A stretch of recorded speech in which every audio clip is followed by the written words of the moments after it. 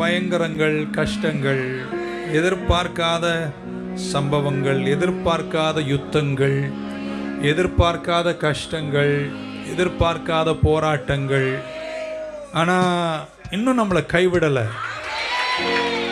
அவர் இன்னும் தெய்வமாய்த்தான் இருக்கிறார். பக்க சொல்ல என்னை நடத்திட்டே தான் இருக்காருங்க. இந்த புயலும் சீக்கிரம் அடங்கும். நானும் என் குடும்பமும் அந்த கரையில் நிற்போம். ஜெயத்தை நாங்கள் சுதந்திரிப்போம். நிச்சயமாகவே முடிவுண்டு. உங்கள் நம்பிக்கை வீண் போகா. ஒரு 3 பேரை தட்டி சொல்லுங்க, இதையும் தாண்டி வெளியே வந்துடுவேங்கன்னு சொல்லுங்க. இந்த மாதத்தில் கடவுள் புதிய காரியங்களை செய்வார். ஆச்சரியத்தால் உங்களை இடை கட்டுவார்.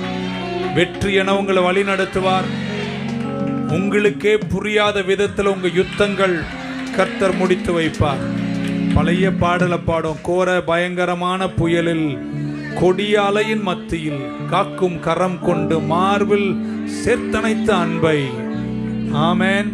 நான் சொல்றேங்க, உங்க சத்துருக்கள் நிலைக்க மாட்டாங்க. நீங்க தாண்டி போயிருவீங்க. ஏன்னா உங்களை தேற்றுவார், தாங்குவார், வழி நடத்துவார். அவங்களுக்கும் நமக்கும் உள்ள வித்தியாசம் ஒன்றுதான். நமக்கு கர்த்தர் இருக்கிறார்.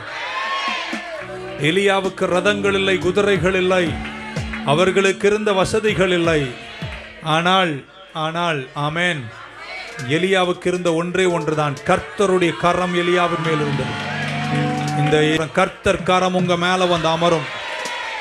வேகமாய் முடிப்பீர்கள். ஜெயமாய் ஜெஸ்ரையில் சேர்வீர்கள்.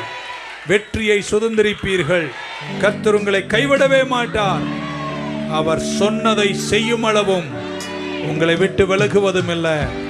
என்னையும் நடத்துவார் என்ற நம்பிக்கை உள்ளவங்க இருந்தா கையை நல்லா தலை மேல தட்டி ஆமேன்னு சொல்ல மாட்டீங்களா? ஹல்லேலூயா.